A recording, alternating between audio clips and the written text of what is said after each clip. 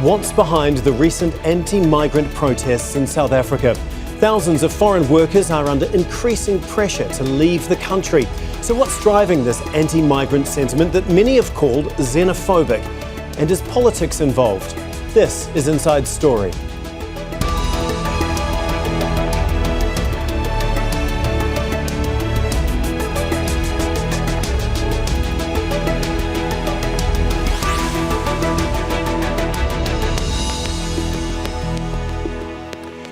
Hello, welcome to the program. I'm Tom McRae. Foreign workers in South Africa are yet again facing violence and protests by anti-immigrant groups who accuse them of living and working illegally and are demanding they leave the country by June the 30th. South Africa has seen recurrent waves of anti-immigrant violence in the past decade, often directed at other African nationals. Since the end of Apartheid in 1994, the country has become a destination for thousands of workers from neighbouring countries. But many South Africans say the government is not upholding its immigration laws. Officials have condemned the violence, but have also faced criticism for the high rate of unemployment that's driving the backlash. So does South Africa still need foreign workers? And is the government doing enough to create jobs for its citizens? We'll put that to our guests shortly. But first, this report from Imran Ullah Khan. These are the first Ghanaian nationals returning home after fleeing from a wave of protests in South Africa against undocumented immigration. The 300 who landed at Accra International Airport say they are glad to be home after experiencing high levels of harassment, violence, and abuse. I have a saloon built in a 40-foot container. The container got robbed once, and when these attacks began, the container was broken into, and all the items looted. I tried selling my saloon, but I couldn't find a buyer. I left and ran away, because if you have life, you have everything. But I lost my saloon. Anti-immigration groups like March on March and Operation Dudula have staged demonstrations in several South African cities, calling for stricter enforcement of immigration policy. They accuse migrants, mostly other Africans, of committing crime and taking advantage of government-funded programs. Videos have been circulating online that appear to show crowds attacking migrant workers, demanding they close their shops and go back to their countries. The anti-migrant groups say all undocumented foreign nationals need to leave South Africa by June 30th. These sentiments come as South Africa is experiencing an unemployment rate of 32%. That's about 8.1 million citizens officially unemployed. President Cyril Ramaphosa has stated that his government is clamping down on illegal immigration, and that protests should not lead to xenophobic attacks. But this isn't a new occurrence in South Africa. The country has seen a number of protests and violence against foreign nationals in the past 15 years. But many migrants in South Africa now face a difficult choice: stay at the risk of their own personal safety, or leave and lose their livelihood. Imran Ullah Khan, Al Jazeera, for Inside Story.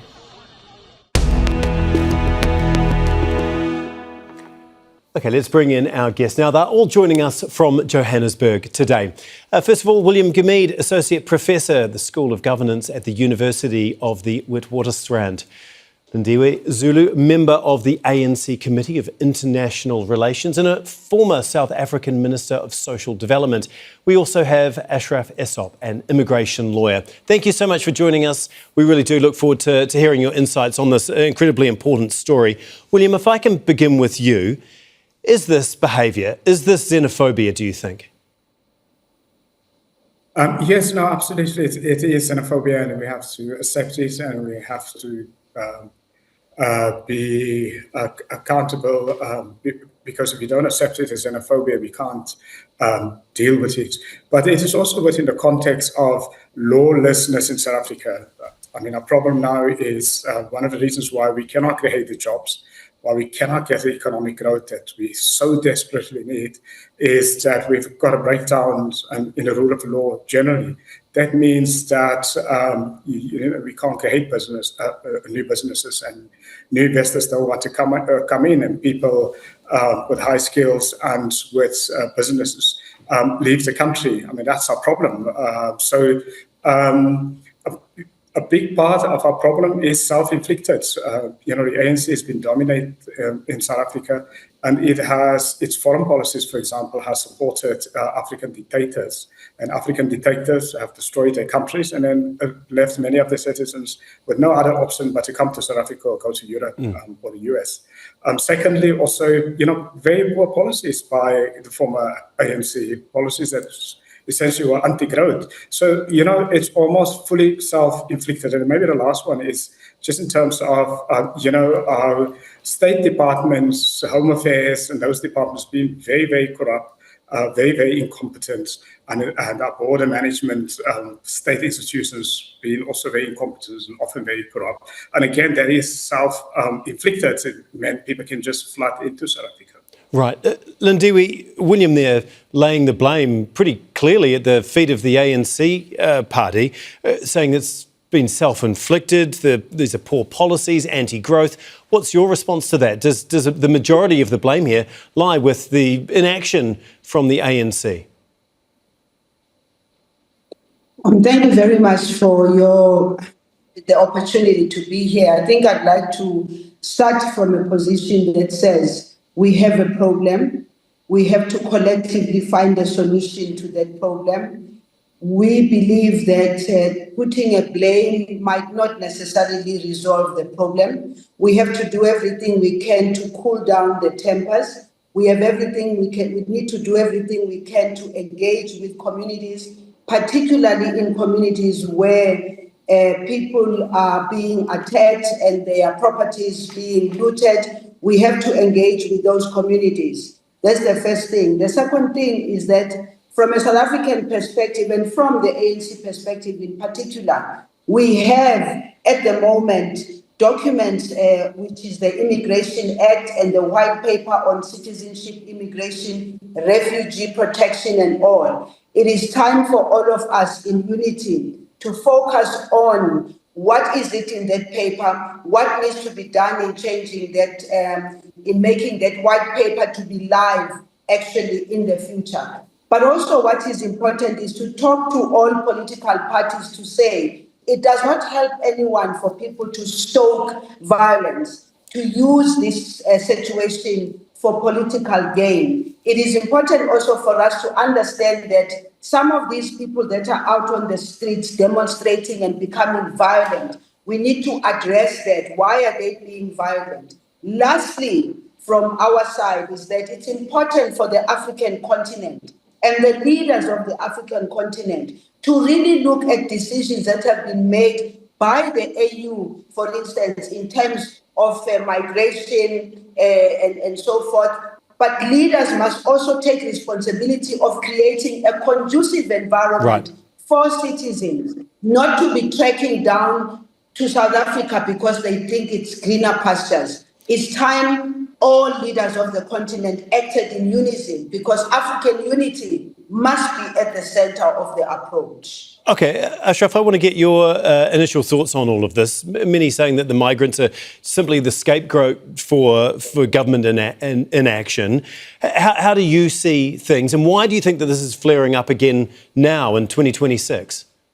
Well, I think race and economic growth and other issues have always been tied to the history of South Africa. This is nothing new. You would recall that when gold and diamonds were discovered in the Transvaal Republic, there was legislation passed to keep out Uitlanders or foreigners from the wealth of South Africa being stolen. Now, what we have at the present is, I think, another installment of such a flare-up. It's not new. It will not be new. It will always continue until and unless firm steps are taken, both by government as well as civic organizations, to try and address the problem. One of the problems that we have to acknowledge is South African laws were very, very generous in the way people were admitted into the Republic. The erstwhile Minister of Home Affairs made that point. He felt there were too many concessions, for example, given in terms of the Refugees Act. And that led to the ballooning of numbers in the Republic. Some with valid claims for asylum and refugee status, but a lot were here for as economic migrants. And I think that has fueled some of the sentiment on the ground, where the real problems are not that you are xenophobic or Afrophobic, it's a competition for scarce resources. And in this case, the resourceful people were pointed out to be the foreigners that were self-employed, had shops, etc. And these were the institutions and these were the people that were basically bearing the brunt of the attacks on them. Lindywe, if we can move on to you, if that's okay for the moment. We know that unemployment is extremely high, above 30%. There's a real strain on public services. There's many allegations of corruption.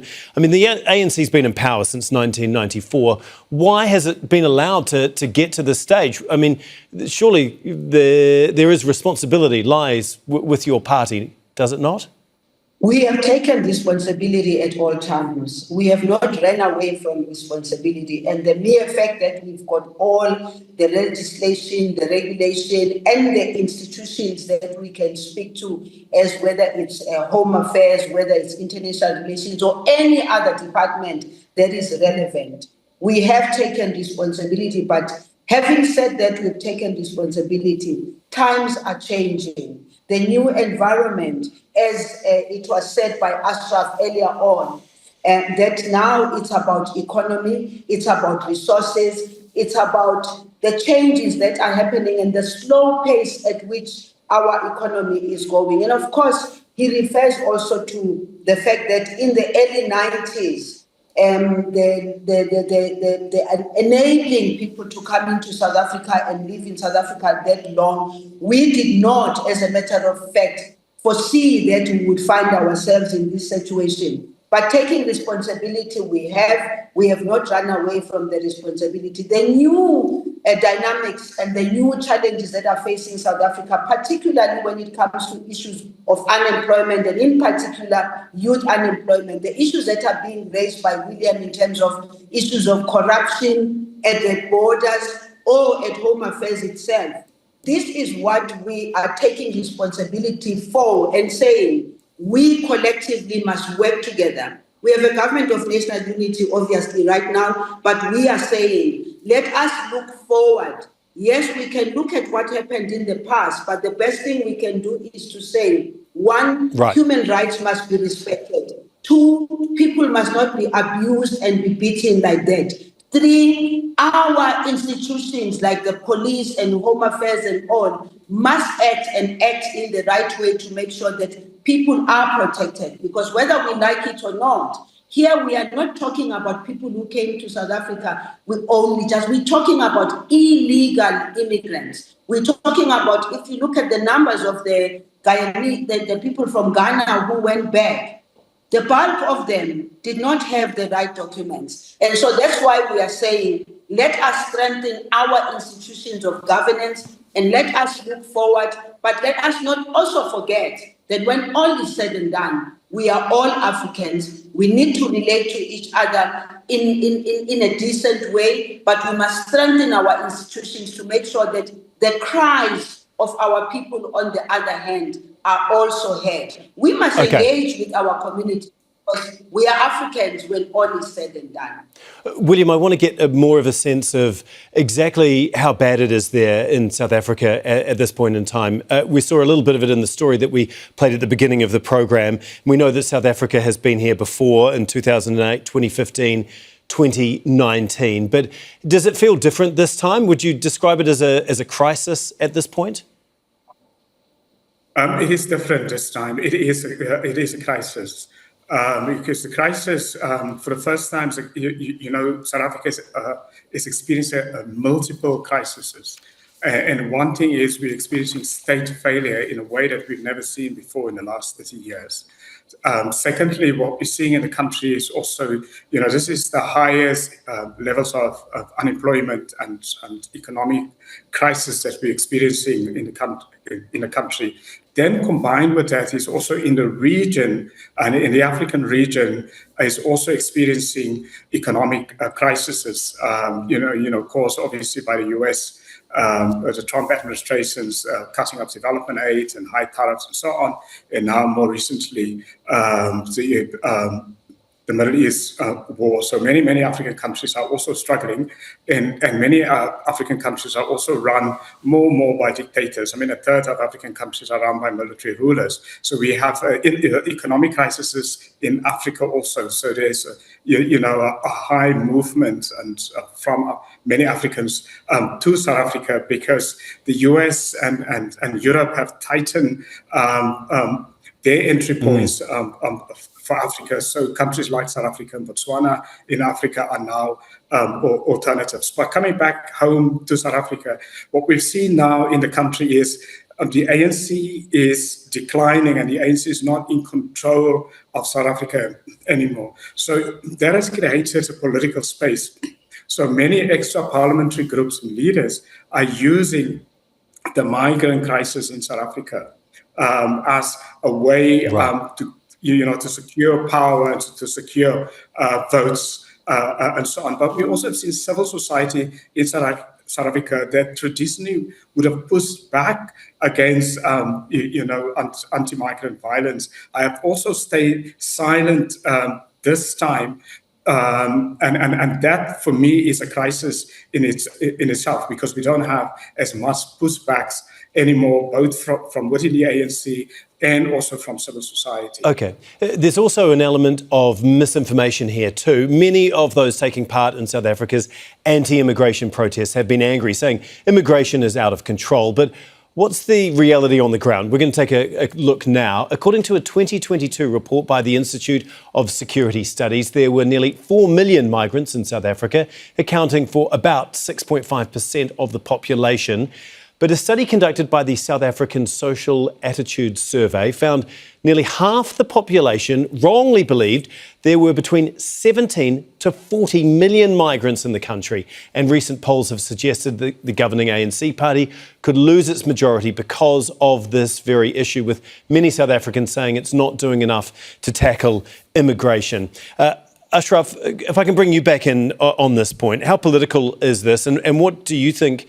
Why do you think there's a disconnect between those numbers? Is the public, do you think, at this point being deliberately misled by parts of the political establishment in South Africa at this point? I think, just to be clear, there isn't any consensus on the number of foreigners in the Republic, either legal or illegal. And as you've mentioned, the numbers can be exaggerated from between 4 and 14 million. Now, between 4 and 14 million is a huge disparity. It's 10 million other people. Where are the 10 million at present? I mean, they have to be visible.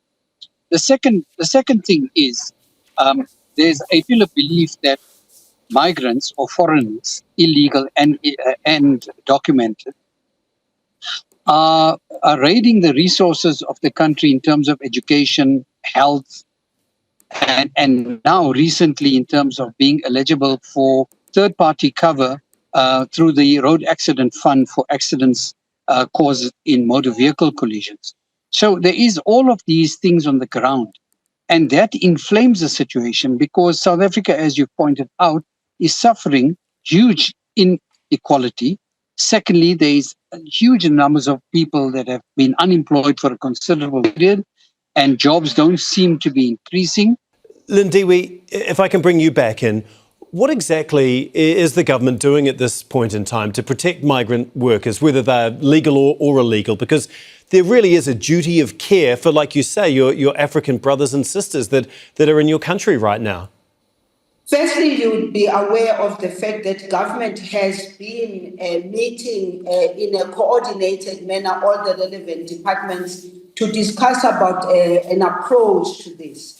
The first thing that government speaks to is the respect for human rights. The second thing is the protection of immigrants, irrespective of whether they are legal or illegal.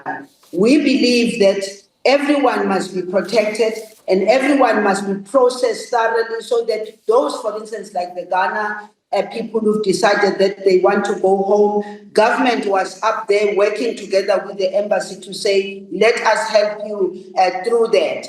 Then the other issue is that government, as I said earlier on, there is a white paper that is up for discussion. We are opening up that for discussion. Government has been engaging with all the groups that are out, whether it's March or any other. Government has consistently been asking them, let us engage, let us talk to them, because without engagement, you will be inflaming the situation. But law enforcement also is out on the streets doing the best that they can in the communities where it is red flag. In fact, like your areas like KwaZulu-Natal, you've seen how the government in KwaZulu-Natal has stood up and engaged with those that are involved in the marches. You've seen government in Gauteng at a provincial level engaging with everyone. What is important here is throwing stones on each other is not going to help the situation, including from the entire continent. Leadership must not throw stones on each other. Let us all look at how do we resolve this, but also look at the positive side of migration as the AU itself declares about economic development, transformation and all that. Let us not throw stones. Let us not make it too much of a political issue. Let us deal with it humanely so that when all is said and done, when this is over, we are going to still remain brothers and sisters of the African continent, committing to making a change for all our people of the African continent. William, at the same time, there is a risk that this gets completely out of control like we've seen in the past in South Africa. How worried are you that the government isn't able to protect many of these migrant workers properly? The songs that some of these protesters are singing carry extremely threatening messages. One saying, burn the foreigner, we will go to the garage, buy some petrol and burn the foreigner. That's just one example of many chants that have been heard in recent weeks. Do you think the government is doing enough? And how these protest movements really do seem to have a huge amount of momentum behind them, don't they? No, absolutely. I mean, I'm worried that our government is just not doing enough. The government is not enforcing the rule of law. And, there's significant disinformation, particularly online, about the issues. There are people who are deliberately, and groups are deliberately trying to say that, well, there are more illegal immigrants in South Africa, and so on. So there has to be some practical efforts by government, civil society, and business to show that, to show the real numbers. And also, I think it's very important that we tell South Africans that even if we chase away all of the African foreigners in South Africa today, if we don't deal with the structural issues that cause the unemployment, for locals, we knock into, the problems are going to remain. And our structural problems are corruption, anti-growth policies, incompetency, and those sort of things. But I fear very much that if you don't deal with the issue right now, the next thing, we are going to have different groups in South Africa blaming other groups, other South Africans. Next time it's going to be, whites are going to be blamed, or South Africans of Indian descent, or, Venda community. Okay. Ashraf, I want to talk a little bit very briefly about the impunity that's sort of feeding this cycle. Human Rights Watch has said that a core reason that this violence keeps reoccurring is the near total absence of accountability. Virtually no one has been convicted for past outbreaks of xenophobic violence. Why do you think that is, and how do you change that at this point in time? Well, you have to appreciate our police resources are stretched to the limit. For example, in certain areas that were crime-ridden with drugs, etc., the army had to be brought in just to bring semblance of law and order back. So the police resources have been stretched. The police themselves have been under terrible scrutiny in various commissions of inquiry. There appears to be a lot of difficulty with the police and their role. And so you're going to call on the police to do street work, which is again very, very difficult. The police doesn't have the resources to be everywhere at the same time, and nobody knows when the next flare-up will happen. So I think there's a responsibility for the people on the ground as well to act within the boundaries of the law and respect the rule of law. Otherwise, as Mr. Gumede said, it's going to lead to anarchy. Okay, Lindywe, if we can finish with you. I mean, you sit on the ANC's International Relations Subcommittee. African governments are formally protesting the treatment of their nationals within your country. How much damage is this doing to South Africa? And is the ANC leadership even listening to foreign governments at this point in time? Yes, we are, and we have to. That's the first point I want to make. And I think the Minister of International Relations, Minister Lamola, has really explained everything in all the interviews that he has been doing. We are listening to the cries out there, but we need to engage because there's got to be an appreciation and understanding of the dynamics that have caused this wave that we are seeing now. We are pleading with our communities also to realize that when the pictures of South Africa and people being beaten and people being harassed like that run all over the world, it is the image of South Africa that is out there. We have to engage, and we must make sure that within the AU, within SADC, on the agenda of these meetings, we've got to be able to talk about the issue of migration and immigration, because it's not just a South African issue. It is high on us because we've got the bulk of the people coming to South Africa. Our plea is that let us find solutions rather than throwing stones at each other. And we understand and hear the plight of our people. We also must respond to our people by ensuring that our economy grows, we create jobs, services are given to our people. We are very much aware of their plight. Okay, we'll have to leave it there as we are out of time, but we really do appreciate your insight today. William Gumede, Lindywe Zulu and Ashraf Isop, we do appreciate it. Well, thank you too for watching. You can see the program again anytime by visiting our website, that is aljazeera.com. For further discussion, go to our Facebook page, that's facebook.com/AJ Inside Story. You can also join the conversation on X. Our handle is @AJ Inside Story. For me, that's all for now. And the team here, Al Jazeera's coverage will continue in just a moment though. Do stay tuned.